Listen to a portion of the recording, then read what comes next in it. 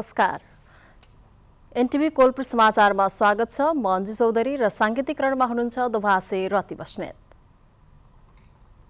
अन्धविश्वास, कुसंस्कार र गलत परम्परा आजको 21औं शताब्दीमा कायमै रहनु लज्जाको विषय त हो नै, यस्ता कुरीतिको शिकार महिला बनिरहनु कस्तो दुर्भाग्य। विज्ञानको फड्को मारेको अहिलेको समयमा पनि धामी झाँक्रीमाथि विश्वास गर्ने समाज जीवितै कहिलेसम्म रहने। कञ्चनपुरमा एउटा यस्तै घटना भएको छ।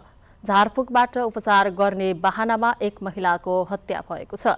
आजको समाचारमा सो घटनामा संलग्न भएका को व्यक्ति पक्राउ परे र प्रहरीले कसरी गर्दैछ अनुसन्धान, अनि आउँदो स्थानीय तहको निर्वाचनमा महिलाको अर्थपूर्ण सहभागिताका लागि उठेका आवाजहरू लगायतका प्रसङ्गहरू छन्। तर सुरुमा प्रमुख समाचार। कञ्चनपुरमा झारफुकको क्रममा झाँक्रीको टुकुटाईबाट एक महिलाको मृत्यु, घटनामा संलग्न 3 जना सहित 7 जना आरोपित पक्राउ।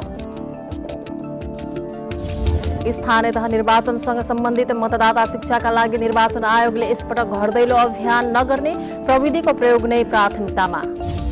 राप्ती स्वास्थ्य विज्ञान प्रतिष्ठान दाङमा 24 घण्टा निशुल्क प्रसुति सेवा सुरु, प्रतिष्ठानको सेवाले गर्भवती महिलालाई सहज। अमेरिका र अरू साझेदार देशलाई युक्रेनका लागि हतियार उपलब्ध नगराउन रुसको चेतावनी, युक्रेनको पूर्व भेगमा रुसको कारबाही केन्द्रित। र एसियन कप छनौटको तेस्रो चरणका लागि नेपाली राष्ट्रिय फुटबल टोलीको प्रशिक्षण सुरु, नेपालले पहिलो पटक एसियन कप छनौटको तेस्रो चरण खेल्दै।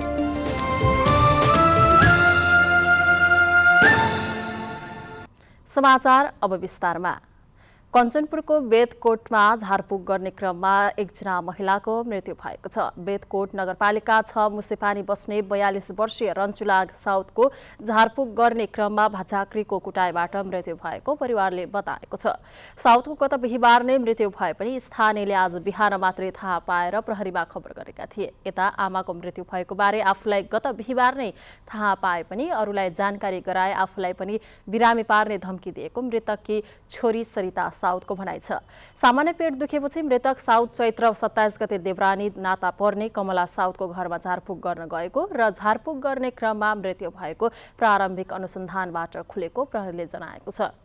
महिलाको शव परीक्षणका लागि महाकाली प्रादेशिक अस्पतालमा राखिएको छ। प्रहरीका अनुसार शव सडेको अवस्थामा भेटिएकाले धेरै कुरा अनुसन्धानपछि मात्र थाहा हुनेछ। घटनामा संलग्न 3 जना सहित 7 जनालाई पक्राउ गरेको छ। पक्राउ पर्नेमा भीमदत्त नगरपालिका 7 हल्दुखालका धर्मनन्द भट्ट, भीमदत्त नगरपालिका 1 का 72 वर्षीय रामदत्त भट्ट र कमला साउद रहेका छन्।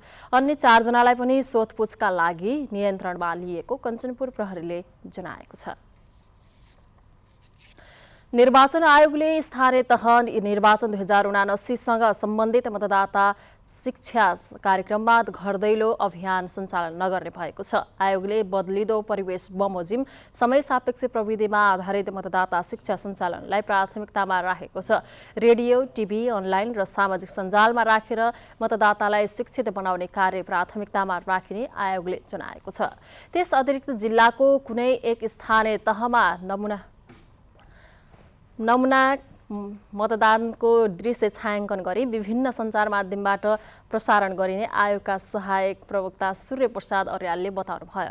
आयोगले समाजका प्रतिष्ठित व्यक्तित्व र चर्चित अनुहारबाट मतदानका लागि प्रेरित गर्न प्रचार प्रसार गर्नेछ। यसअघि स्थानीय तहमा कार्यरत महिला स्वयंसेवीद्वारा घर दैलो कार्यक्रम मार्फत मतदाता शिक्षा सञ्चालन गरिएको थियो। सहायक प्रवक्ता अर्यालले उक्त कार्यक्रमको स्थानमा स्वयंसेवक राखेर मतदान केन्द्रको प्रवेश स्थलमा मतदाता शिक्षा सञ्चालन गर्ने विधि तय भएको बताउनुभयो। स्थानीय तहको निर्वाचनमा महिला सहभागिता बढाउनु पर्ने कैलालीका महिलाहरूको माग रहेको छ। दलित महिलाले विक्रमसम्म 2074 सालको निर्वाचनमा अर्थपूर्ण सहभागिता नभएको भन्दै अबको स्थानीय तहको निर्वाचनमा दलित महिला र अन्य महिलालाई नेतृत्व तहमा सहभागी गराइनुपर्ने बताएका छन्। कानूनमा नै महिलालाई 33% अधिकारको कुरा उल्लेख गरिएको छ। त्यसै अनुरूप यसअघि भएको विक्रमसम्म 2074 सालको निर्वाचनमा महिलाहरूलाई विभिन्न पदमा सहभागी पनि गराइयो। तर त्यसबेला महिलाहरूको सहभागिता अर्थपूर्ण हुन नसकेको गुनासो महिलाको छ। आउँदो निर्वाचनमा महिलाहरूलाई नेतृत्व तहमा सहभागी हुने अवसर प्रदान गर्नुपर्ने महिलाहरूको माग रहेको छ। कम्पिटिसनमा गइसकेपछि हामीलाई चाहिँ हेर्ने दृष्टिकोण अलिकति फरक देखिन्छ। आर्थिकमा चाहिँ तपाईहरु चाहिँ सम्पन्न हुनुहुन्न, आर्थिक चाहिँ हामीसँग चाहिँ आर्थिकको कम्पिटिसन गर्ने योले गर्दाखेरि चाहिँ अलिकति राजनीतिमा सहज वातावरण छैन। अहिले महिलाहरू पनि सक्षम भएको र उहाँहरूले स्थानीय तह, प्रदेश र केन्द्र जहाँ पनि नेतृत्व सम्हाल्न सक्ने क्षमता राख्ने भएकोले सबै पार्टीले त्यस कुरालाई ध्यान दिन आवश्यक रहेको बताइएको छ। उहाँहरूको मूल्याङ्कन हुनु जरुरी छ र उहाँहरूले गरेको काम र कर्तव्य र अधिकार के छ त भनेर यसलाई विभिन्न पार्टीकाले आफ्नो पार्टीले निहाल्नु पर्ने अति नै जरुरी छ। परम्परागत सोचका कारण अहिले पनि महिलाले नेतृत्व सम्हाल्न सक्छन् भन्ने कुरा समाजका धेरैले मान्न सकिरहेको देखिँदैन। त्यसैले राजनीतिमा महिलाको सहभागिता बढ्न नसकेको महिला अधिकारकर्मी बताउँछन्। पहिला कमजोर थिए, ल महिलाहरुमा त्यो चेतना थिएन, दलित पछाडि पारिएका थियौं, पार्यौं हामीले महिलाहरूलाई पार्यौं, तर अब त्यो अवस्था छैन नि त। अहिले पनि पुरुषहरूले नै सही रूपमा नेतृत्व गर्न सक्छन्, महिलाले सक्दैनन् भन्ने मानसिकता समाजमा रहेकोले निर्वाचनमा जहिले कोटा पूरा गर्नका लागि मात्रै महिला सहभागिता गराइएको देखिन्छ। तर महिलाहरू पनि सक्षम भएको र त्यसका कैयौं उदाहरण पनि रहेकोले आउँदो निर्वाचनमा महिलालाई प्रमुख र नेतृत्व तहमा सहभागी गराउन महिला अधिकार कर्मीहरूको माग रहेको छ। निर्मला खडायत, नेपाल टेलिभिजन, सुदूरपश्चिम प्रदेश, कैलाली। निर्वाचनमा महिलाको सहभागितालाई संविधानले सुनिश्चित गरेको छ, तर त्यो सहभागिता अर्थपूर्ण नभएको बहस भइरहेको छ। नेतृत्व तहमा महिलाको सहभागिता कसरी अर्थपूर्ण बनाउन सकिएला भनेर आज हामीले मुगुका केही नागरिकहरूलाई सोधेका छौं। हेरौं आजको आवाजमा।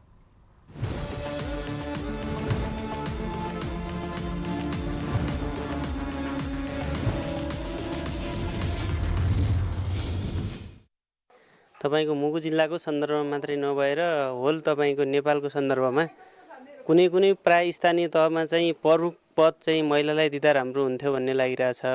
उपप्रमुख मात्रै दिँदाखेरि किनकि यो महिला चाहिँ उप हुन्, महिला जहिले पनि तपाईको महिलाकै सिटमा बस्नुपर्छ भन्ने चाहिँ चलन बढी चलेर आएको हुँदा अहिले चाहिँ तपाईको यो प्रमुखको जिम्मेवारी दिए हुन्थ्यो। हाम्रो यो मुगु जिल्लाकै जस्तै 4वटा स्थानीय तहमा पनि सबै ठाउँमा नभएर एउटा ठाउँमा महिलालाई दिए राम्रो हुन्थ्यो भन्ने लागिरहेछ।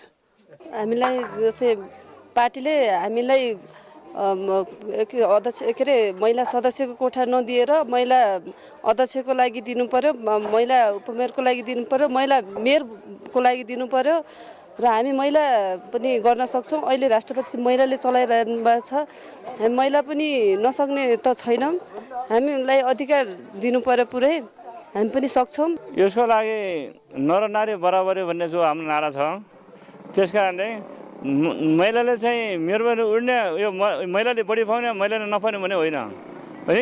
नर नारी बराबरी भनिसकेपछि त्यो महिला कोटा पनि छुट्याउनु हुँदैन क्या, किन छुट्याउने? नर नारी बराबरीमा कुनै सिद्धियो। कोही ठाउँ मेरै उठो नारीले हामीले के आपत्ति भएन, कुनै ठाउँ लडो के आपत्ति भएन है। तर यो महिला कोटा भन्ने कुरो यो हटाउनु पर्छ यो, किनपछि महिलाले छुट्टी कुरा कहाँबाट हाल्थ्यो होइन? त्यो के कारण महिलाले अलग्गै छुट्याउने? त्यो महिलाले मेरोमा लडोस्, हामी आपत्ति भएन होइन। अनि त्यो कोटा पनि छुट्याउने कुरो होइन। यस कारणले अब नर नारी बराबरी चाहिँ यो चाहिँ यो ओटो यो फुटो भन्ने कुरो हुँदैन, तर कोटा भन्ने कुरो हटाउनुपर्छ। छेउ सर हामी कोदिने छ आफू पुरुष आफै अब महिलालाई उ गरेर महिला कहाँ सक्छन् यो मेयरमा यो यत्रो अध्यक्षमा कहाँ सक्छन् भनेर आफ्ना उ गर्छन्। हामी महिलाले को हेर्छन्?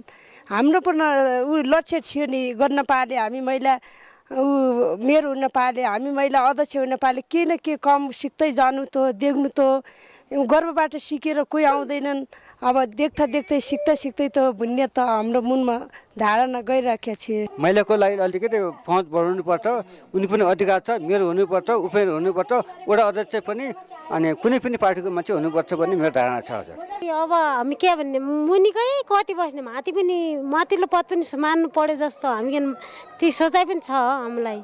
अनि मुनिकै पद पनि उपाध्यक्ष हाम्रो छोटेकै कोटा कति माग्ने? अब माथि अहिले सदस्य भने पछि अनि अध्यक्ष हुन पाउने, प्रदेशमा जानु पाउने, नि वडामै पनि कति बस्ने त हामीले?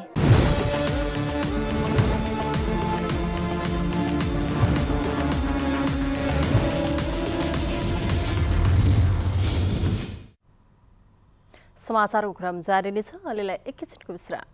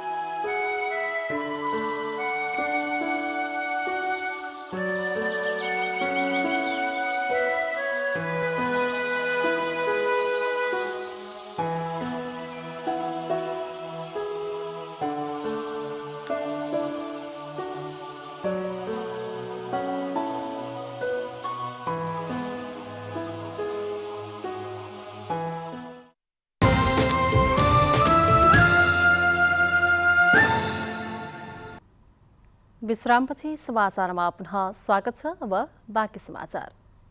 राप्ती स्वास्थ्य विज्ञान प्रतिष्ठान दाङमा अबदेखि 24 घण्टा निशुल्क प्रसुति सेवा सञ्चालन हुने भएको छ। उपकुलपति डाक्टर वसन्त लामिछानेले प्रतिष्ठानमा आमा सुरक्षा कार्यक्रम निशुल्क रहेको जनाउँदै अब प्रसुति सेवा लिन आउने महिलालाई शुल्क नलाग्ने बताउनुभयो। उपकुलपति नियुक्त भएपछि डाक्टर लामिछानेले प्रसुति सेवालाई निशुल्क गराउने प्रतिबद्धता जनाउनु भएको थियो। उहाँले पूर्व निर्धारित योजना अनुसार नै प्रसुति सेवा निशुल्क गरिएको जानकारी दिनुभएको हो। यसअघि अस्पतालमा आमा सुरक्षा कार्यक्रम निशुल्क चले पनि आवश्यक जनशक्तिको अभावमा 12 बजेपछि सुत्केरी हुन आउने महिलालाई सेवा लिए बापत पैसा तिर्नुपर्ने बाध्यता रहेको थियो। प्रसुति सेवा निशुल्क भएपछि प्रसुतिका लागि आउने आमालाई सहज हुने स्थानीयले बताएका छन्। घोराईमा निशुल्क प्रसुति सेवा नभएका कारण दाङका महिलाहरू पैसा खर्च गरेर नेपालगञ्ज र बुटवल जानुपर्ने बाध्यता थियो। कञ्चनपुरमा एकीकृत पशुपालनतर्फ किसानको आकर्षण बढ्दै गएको छ। परम्परागत रूपमा पशुपालन गर्दै आएका दोधारा चाँदनीका स्थानीय एकीकृत पशुपालनमा लागेका छन्। कञ्चनपुरको दोधारा चाँदनी 7 का लालबहादुर पुन मगर व्यावसायिक पशुपालनमा लागेको 3 वर्ष भयो। 2076 सालमा 30 लाख ऋण लिएर बाख्रा पालन सुरु गर्नुभएका मगरले अहिले बाख्रासँगै भैँसी, लोकल कुखुरा र बङ्गुर पालन गर्दै आउनु भएको छ। यसरी गरिने पशुपालनमा एउटै लगानीबाट दोहोरो फाइदा लिन सकिने भएपछि यसतर्फ किसानको आकर्षण बढ्दै गएको पाइन्छ। पशुपालनलाई व्यावसायिकीकरण गर्न आफू एकीकृत रूपमा लागेको मगरको भनाइ छ। अब यो बाख्रा मात्रै पालेर भएन, अलि गाउँको हिसाबले गाउँमा चल्ने व्यवसायको हिसाबले यसलाई चाहिँ एकीकृत रूप दिनु पर्यो। यो फर्मलाई भनेर भैँसीतिर भयो, बङ्गुर भयो, त्यसपछि चाहिँ घरेलु कुखुरा नुडाइथाने कुखुराहरू पनि पालिरहेको छु। त्यसलाई नै अलिकति व्यवसायीकरण गर्ने भनेर यो फर्महरू बढाउँदै क्रममा छु। मगर मात्र होइन, सोही ठाउँका रामदत्त भट्ट पनि लामो समयदेखि भैँसी तथा बाख्रा पालनमा हुनुहुन्छ। 2051 सालदेखि एकीकृत पशुपालन गर्दै आउनुभएका भट्टले त्यही व्यवसायबाट छोराहरूलाई इन्जिनियर बनाउनु भयो। सरकारबाट अनुदान पाए व्यवसायलाई अझै विस्तार गर्ने उहाँको चाहना छ। यही भैँसी पालेर, यही बाख्रा पालेर मैले आफ्नो बच्चाहरूलाई राम्रो पोजिसन दिएको छु। मैले 2 छोराहरूलाई इन्जिनियर बनाएँ। केही पनि त्यस्तो सरकारी जागिर थिएन। यही भैँसी पालेर, यही बाख्रा पालेर मैले आफ्नो जीविकोपार्जन गरेँ। यता एउटै व्यवसाय गर्दा लगानी र घर खर्च मात्रै उठ्ने भएकाले एकीकृत पशुपालन बढी लाभदायक बन्ने किसान बताउँछन्। बाख्राबाट पनि मासिक 40-50 हजारको हाराहारीमा खसी बाख्राहरू बेचेर खर्च काटेर 30-40 हजार त म मजाले बचाउँछु होइन। त्यसै गरेर भैँसीको दुधहरू पनि बेच्छु। अहिले चाहिँ अलिक भैँसी कम छन्, यो बढाउने क्रममा छु। सरकारले कृषि तथा पशुपालन प्रवर्धनका लागि अनुदानका कार्यक्रम ल्याएसँगै कञ्चनपुरमा व्यावसायिक पशुपालनमा लाग्ने किसानको संख्यामा वृद्धि भएको छ। यसले अनुदानका कार्यक्रम वास्तविक किसानसम्म नपुग्ने हो कि भन्ने आशंका बढेको छ। त्यसैले यसतर्फ सरकारवालाले बेलैमा ध्यान दिन आवश्यक छ। दुर्गा उपाध्याय, नेपाल टेलिभिजन, सुदूरपश्चिम प्रदेश, कञ्चनपुर। पाल्पाका किसानले यो वर्ष आलु खेतीबाट राम्रो आमदानी लिएका छन्। यो वर्ष धेरै पानी परे पनि पहाडी जिल्ला भएका कारण आलु उत्पादनमा वृद्धि भएको हुँदा आमदानी पनि बढेको किसानको भनाइ छ। अन्य खेती गर्न छोडेर वर्षको 3 पटक आलु खेती लगाउँदै आएका किसानले उन्नत जातको बिउ र प्राविधिक सहयोग पाएपछि उत्पादन बढेको हो। जिल्लाका अधिकांश फाँटहरूमा व्यावसायिक रूपमा गरिएको आलु खेतीबाट यो वर्ष मात्रै 10,200 मेट्रिक टन भन्दा बढी आलु उत्पादन भएको कृषि ज्ञान केन्द्रले जनाएको छ। स्थानीय सरकार र कृषि ज्ञान केन्द्रबाट पाएको सहयोगले गर्दा किसानहरू आलु खेतीमा उत्साहित भएका छन्, जसले गर्दा उत्पादन र आमदानी पनि बढेको छ। तर वन्यजन्तु र उत्पादित आलु भण्डारण गर्ने स्थान नहुँदा किसानलाई समस्या भएको छ।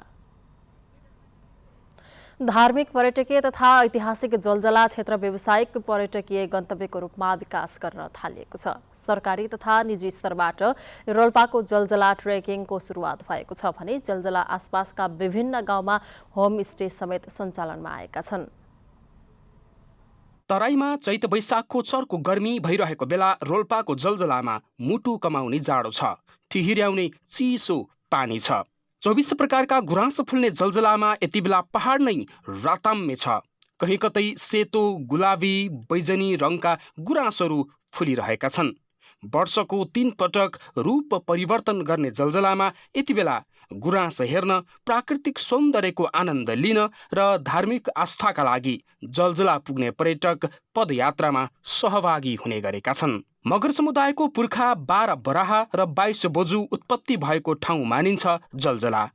वैशाख, जेठ र साउने पूर्णिमामा मेला लाग्ने जलजलामा हजारौं भेडाको बलि दिएर वर माग्ने गरिन्छ। नेपालमा चलेको 10 वर्षे सशस्त्र युद्धको आधार भूमिको रूपमा समेत प्रयोग भएको जलजलालाई युद्धको निशानी मान्ने गरिएको युद्धमा सहभागी भएका व्यक्तिहरू नै बताउँछन्। सरकारले 100 पर्यटकीय गन्तव्यको सूचीमा समावेश गरेको जलजला अध्ययन, अवलोकन र मनोरञ्जनका लागि सरकारी तथा निजी स्तरबाटै ट्रेकिङ प्रारम्भ गरिएको छ। 3500 मिटरको उचाइमा रहेको जलजला पुग्न थबाङ, जेलवाङ, उवा र धरमपानीको बाटो हुँदै जान सकिन्छ। मौसम अनुसारको फूल, वनस्पति र पहाडहरू र तत्कालीन युद्धका संरचनाहरू अवलोकन गर्दै जलजला पुग्न सकिने पर्यटन व्यवसायी पृथ्वी पुनले बताउनुभयो। जलजलाको महत्व र सम्भावनाहरूको प्रचार प्रसारका लागि पछिल्लो समय विभिन्न कार्यक्रमहरू समेत त्यहाँ हुने गरेका छन्। साहित्य महोत्सवदेखि मेला पर्वको जमघट र सांस्कृतिक गतिविधिहरूले जलजलालाई रोमाञ्चक बनाइरहेको छ।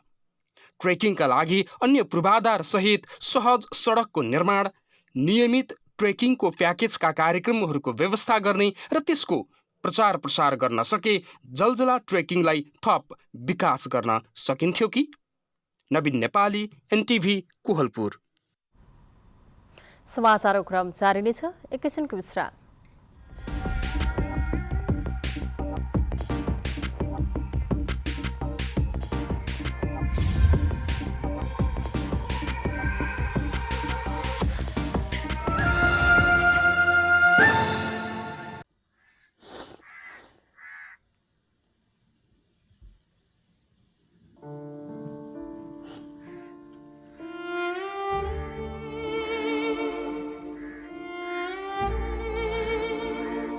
पल्लो गाउँको माइला दाइले पनि त अकालमै जान गुमाउनु भएको छ नि। हाम्रो भान्जीले पनि अकालमा काल रोज्यो।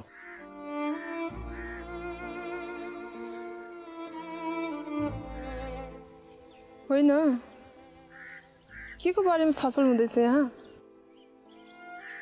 साँच्चै मान्छेहरू बुझ्दै नबुझिकन किन अकालमै काल रोज्छन् होला? कस्ता लक्षण हुन्छन् यस्ता व्यक्तिहरूमा? अकालमा काल रोज्ने व्यक्तिहरूमा यस्ता लक्षणहरू देखा पर्ने गर्दछन्। यस्ता व्यक्तिहरूले पूर्व जानकारी लिने गर्दछन्, बारम्बार तनाव झेलिरहेका हुन्छन्, डिप्रेसनमा गइसकेका हुन्छन्, पागलपन जस्तो आफ्नो व्यवहार देखाउँछन्, म नहुँदा थाउलानी है जस्ता शब्दहरू बोल्ने गर्दछन्। दीर्घ रोगीहरू पनि यस्तो बाटोहरू रोज्ने गर्दछन्, पहिल्यै पनि कोसिस गरिसकेका हुन्छन्। त्यसैले कुनै पनि व्यक्तिहरूमा यस्ता लक्षणहरू देखा परेमा समयमै मनोवैज्ञानिक डाक्टरकोमा लगेमा समाजमा आत्महत्या गर्ने व्यक्तिहरूलाई समयमै रोक्न सकिन्छ। मानसिक समस्याको समयमै उपचार गरौँ। आन्तरिक मामिला तथा सञ्चार मन्त्रालय, लुम्बिनी प्रदेश।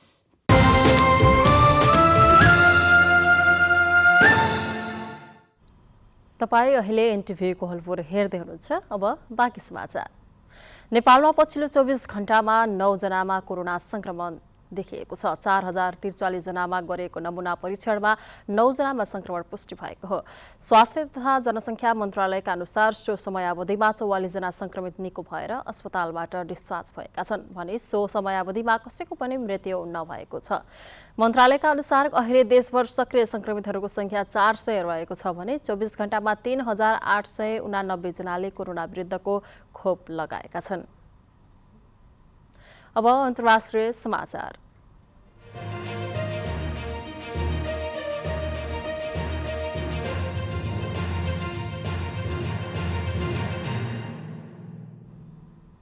रुसले अमेरिका र अन्य साझेदार देशहरूलाई युक्रेनलाई हतियार उपलब्ध नगराउन चेतावनी दिएको छ। 2 पृष्ठको कूटनीतिक नोट अमेरिकी विदेश मन्त्रालयलाई रुसको वाशिंगटन डीसीमा रहेको दूतावासले उपलब्ध गराएको हो। युक्रेनलाई अमेरिकाले नयाँ सैन्य सहयोगको प्याकेज घोषणा गर्ने तयारी गरेको विवरण बाहिर आउन थालेपछि रुसले नोट पठाएको हो। त्यसको केही घण्टापछि अमेरिकी राष्ट्रपति बाइडेनले 8 करोड अमेरिकी डलर बराबरको सैन्य सहयोगलाई अनुमोदन गर्नुभएको थियो, जसमा पहिलो पटक लामो दूरीमा पनि निशाना लगाउन सक्ने होबिट जर्स जस्ता हतियार थिए। पछिल्लो सैन्य सहायताको प्याकेजमा हतियारहरू, ड्रोन, बख्तरबन्द गाडीहरू र हेलिकप्टरहरू पनि छन्। अमेरिकाले उपलब्ध गराउने भनेको सैन्य सहयोगको पहिलो किस्ता केही दिनपछि युक्रेन पुग्नेछ। रुसले अहिले युक्रेनको पूर्वी भेगमा आफ्नो कारबाहीलाई केन्द्रित गरेको छ भने केही दिन डोनबास क्षेत्रमा लडाई चर्कने अनुमान गरिएको छ। युद्ध सुरु भए यता अमेरिकाले 3 अर्ब डलर बराबरको सैन्य सहयोग युक्रेनलाई उपलब्ध गराएको छ। अब आर्थिक समाचार।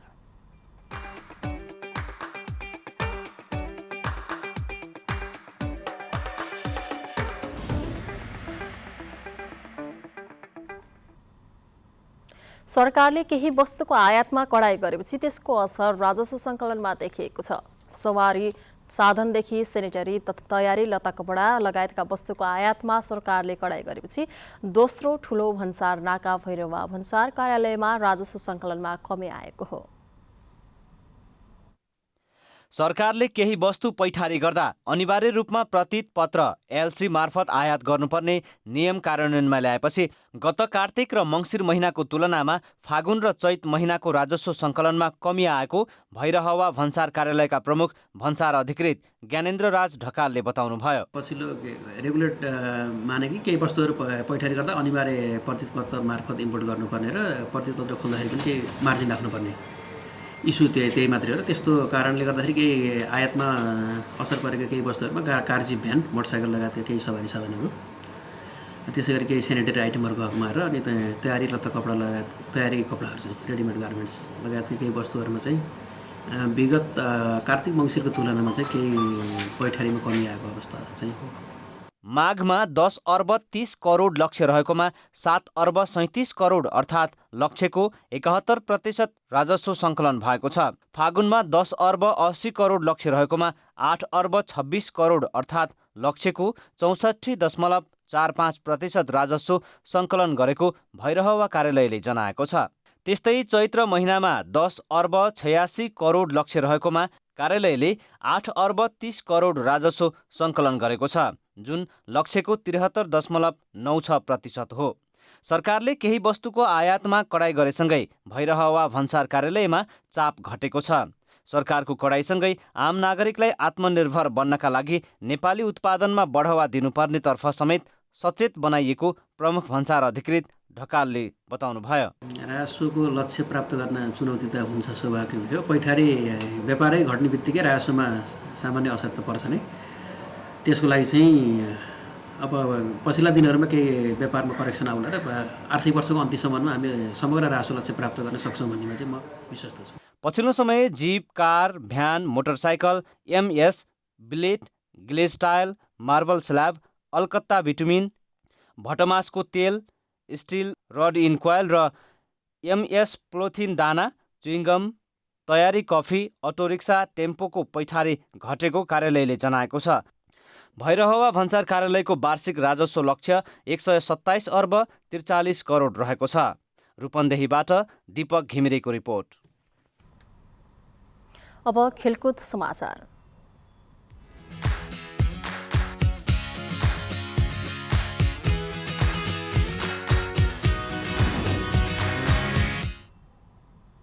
भैरवामा सम्पन्न प्रो क्लब च्याम्पियनसिप क्रिकेटको उपाधि रूपन्देही 11 टिमले जितेको छ। आज भएको फाइनल खेलमा मलेसिया 11लाई 7 विकेटले पराजित गर्दै रूपन्देही 11ले उपाधि हात पारेको हो। उपाधिसँगै रूपन्देहीले नगद 2,50,000 रुपियाँ कप प्रमाणपत्रबाट पुरस्कृत भएको छ भने उपविजेता मलेसियाले नगद 1 लाख कप प्रमाणपत्रमा चित्त बुझाएको छ। सिद्धार्थनगर क्रिकेट रङ्गशालामा भएको फाइनल खेलमा टस हारेर ब्याटिङको निम्ति पाएको मलेसिया 11का ब्याट्सम्यानहरूले 20 ओभरमा खेल्दै 6 6 विकेटको नोक्सानीमा 140 रनको योगफल तयार पारेका थिए। रूपन्देहीका Prajwal Thapa man of the फाइनलमा पुरस्कृत भए।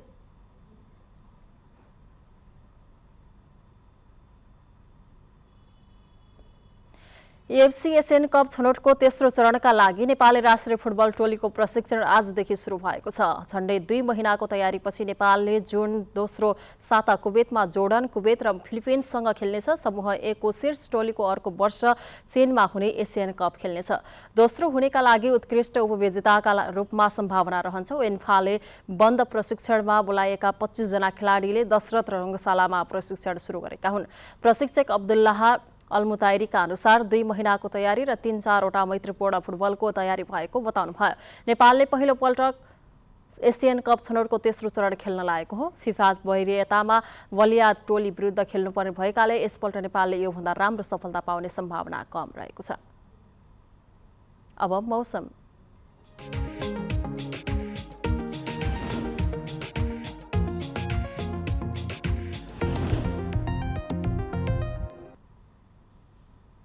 आज देशका पहाडी भूभागमा आंशिक बदली रहे, अन्य भूभागमा मौसम सामान्यतया सफा रह्यो। आज राति देशको पहाडी भूभागमा आंशिक बदली रहे, बाँकी भूभागमा मौसम सामान्यतया सफा नै रहनेछ। अब मौसम सम्बन्धी थप विवरण।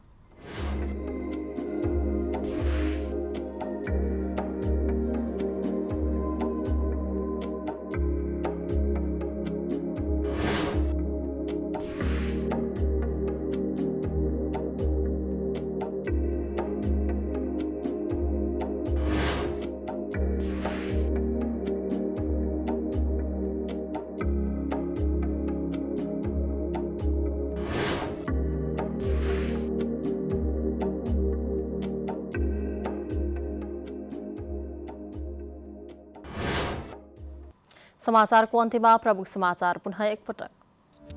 कञ्चनपुरमा झारफुकको क्रममा झाँक्रीको कुटाइबाट एक महिलाको मृत्यु, घटनामा संलग्न 3 जना सहित 7 जना आरोपित पक्राउ।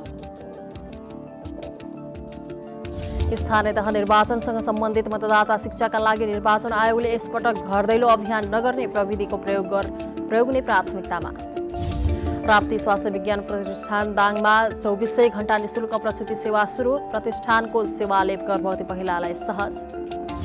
अमेरिका र अरू साझेदार देशलाई युक्रेनका लागि हतियार उपलब्ध नगराउन रुसको चेतावनी, युक्रेनको पूर्वी भेगमा रुसको कार्यवाही केन्द्रित।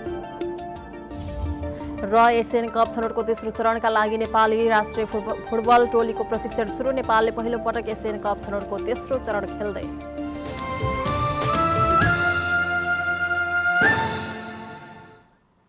हवस् त अहिलेलाई समाचारको सिलसिला यति नै। बिदा दिनुहोस्। नमस्कार।